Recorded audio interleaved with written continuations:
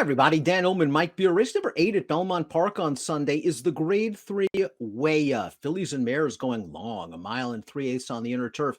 Let's take a peek at this field. It's not a big field, but if you don't believe in my sister Nat, the 7, who's even money on the tote for trainer Chad Brown and hasn't won a race since the Waya of 2020, over a year, maybe you can find a little bit of value, Mike. Yeah, that's certainly, one way to look at the race, Dan. I mean, she really is my sister Nat, the horse to beat in here. She's just really classy, even though she never wins. And so maybe she's just in the right spot again here. But I don't know. I just felt like this was the kind of race where maybe you could keep an open mind and do a little bit better. And if there's one thing we know about my sister Nat as we throw up the Timeform US Pace Projector, it's that she is a true one-run closer. And I just don't think this race is going to be run at a very fast clip. Always Shopping the 2 has speed, but it's not like she's a burner. Beautiful Lover, hard to imagine her on the early lead. Is Lovely Lucky ever going to show the speed that she showed in last year's Flower Bowl when she made the lead? I know it didn't work out then, but she was in a real tough spot. She could make the front. She could, if they decide that they want it. She could easily be on the lead in here. Boy, I wouldn't mind seeing the number 2 Always Shopping get aggressive this time, though. I don't know where she is from a form standpoint, but it feels like her best races are when they get her involved. A lot of these fillies and mares are going to walk into the paddock and take a big sigh of relief because Warlike Goddess isn't in this field, and they've been chasing Warlike Goddess in vain recently, including Lovely Lucky, who ran last time out in the Flower Bowl, and I guess she was close to a relatively solid pace and just couldn't go with those horses late. I still think she's a little better than she looks on paper. She just hasn't put it all together in these bigger races, these graded events. Yeah, she has a lot to prove in races like this. So we'll see, if she can finally take that step forward that she needs to take. She does have some ability. She does have the right running style for this race where she can be forward. Distance is no problem for her. She just has to find a way to improve just a little bit, Dan, and dropping out of a grade 1 might lead to that. Always Shopping, the number 2, was a grade 2 winner on dirt as a 3-year-old, and she enjoyed a career renaissance of sorts when switched to turf at the end of last summer. She was in excellent form at Gulfstream earlier this year. She made Warlike Goddess run in the grade 3 Orchid at Gulfstream back in March, but her recent form leaves a little bit to be desired. Yeah, I mean, I guess if you wanted to stay positive on her, Dan, and I think, there could be every reason to stay positive on her right now, especially in this race. It's just that for whatever reason, they decided to cut her back all the way to a mile in just a game. And that just didn't seem like it worked out. Then they went 9 furlongs in the matchmaker last time and didn't use her speed at all. I don't know. I felt like they could maybe get more forward with her in here. I like her stretching back out in distance. I think you got to be concerned that her recent form, isn't as good as it was earlier in the year. But if she, can find her way back to one of those races, she could be tough in here.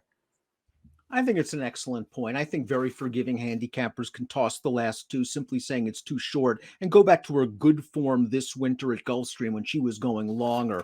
The 3 is Sister O'Toole, and Sister O'Toole's coming out of a runner-up effort in a 2 other than at Saratoga. Let's watch that race for trainer Graham Motion. She fell far behind early. She's going to swing to the far outside, and you're going to notice that this is a race that went to closers. The winner, La Dragon T, is very good, and she was well spotted after this race by Christophe Clement. She went up to Woodbine to win the grade 2 Canadian with a 91 buyer. Sister O'Toole just not good enough on this day, but she seems to be moving forward.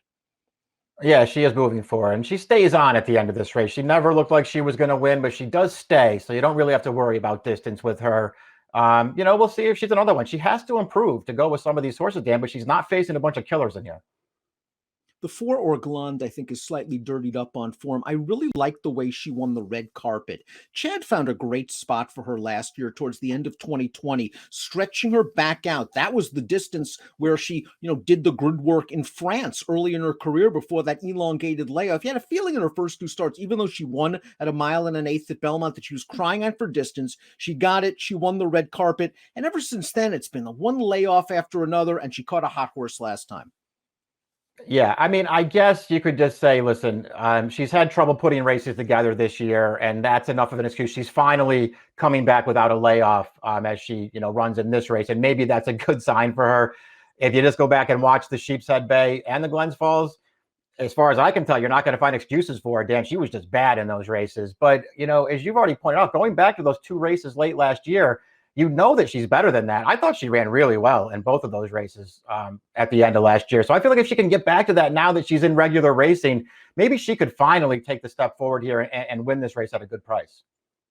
Call Me Love, the number 5, her biggest advantage is her tactical speed because she can adapt to any kind of pace scenario. And I think if they want it, they can make the lead, although the Clement trained horses usually like a target. Call Me Love last time out made an early move in the Glens Falls. It was a hot pace, and she wasn't going to finish with a Warlike Goddess, especially after that situation. I would really take a very forgiving look at that race and focus on the good form she was in at Belmont before. Yeah, I could go either way on her because you're right. The pace was really solid last time, and she did, make a run at it. And she also made that run trying to come through on the rail around the final turn. It just sort of looked like the pace that there kept it a little tight on her. They might have bumped. You couldn't get a good angle on it on the head on, but they might have bumped there. She was trying to come through, and she totally gave way in the stretch. So we'll see. I thought she ran fine too back then, but she got such a perfect trip in that race that it made me sort of not really turn around. And I haven't been a fan of her since she got here. And just because she got such a perfect trip, I didn't really want to turn around on her. We'll see what kind of price she is in this race. Like Orgland, the Six Beautiful Lover is a talented horse whose career this year has been plagued by layoffs. She hasn't run since this effort back in June at Belmont, so she missed all of Saratoga. Now, she got a big pace to run at in this optional claimer, but she's last on the rail turning for home, and this is a pretty striking stretch run. The trip worked out, but she ran in the lane. Yeah, she did. The trip really did work out in here, but she never has to leave the inside. She keeps finding room all the way through the stretch, and she's going to finally get up on the outside there, rallying from behind her is Miss Teheran, who got stopped on the turn. They both ran well in here. Beautiful Lover certainly was running, good races last year, Dan. I mean, she was not embarrassed in graded stakes races last year. They weren't going this kind of distance, but she held her own in those races.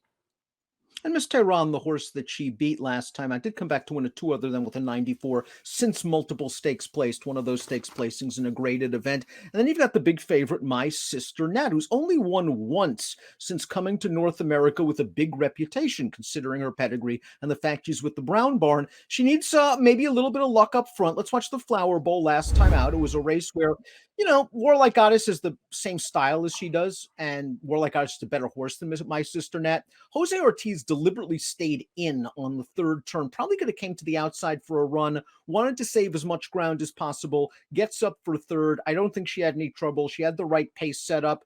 Listen, she ran her usual My Sister Nat race. I wonder if this is kind of the right field for her, though. Yeah, that's how I looked at it too. I mean, in a lot of ways, she's just the horse to beat, whether you like it or not. The conservative ride, and I get what Ortiz was doing last time because he wasn't going to beat Warlike Goddess by going around.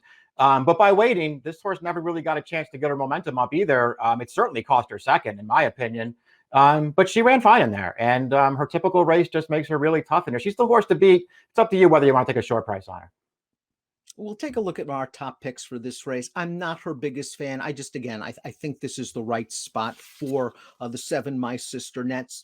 Sister O'Toole's got a lot to prove. I think she's a little bit more tactical than she showed last time out, and I think we have yet to see her best race. So maybe at a price, I try to sneak her into the number. And Mike, you're going with the price with the 4 Orgland, and I can certainly understand that because she does have plenty of races. Yeah, she's got races that would do it. We'll see if she can finally run back to one of them. If she can't, I guess she'll be nowhere again. Her last 2 races are not good. I guess more than anything else, Dan, maybe she has to prove that she can run without Lasix because those 2 starts without Lasix have been pretty much disasters. Mike's going with the Chad Brown Exacta, only with the bigger price on top. The 4 Orgland, My Sister Nat, 7326 for me in the Grade 3 Waya, one of several graded events at Belmont as we prep for the Breeders' Cup. Good luck.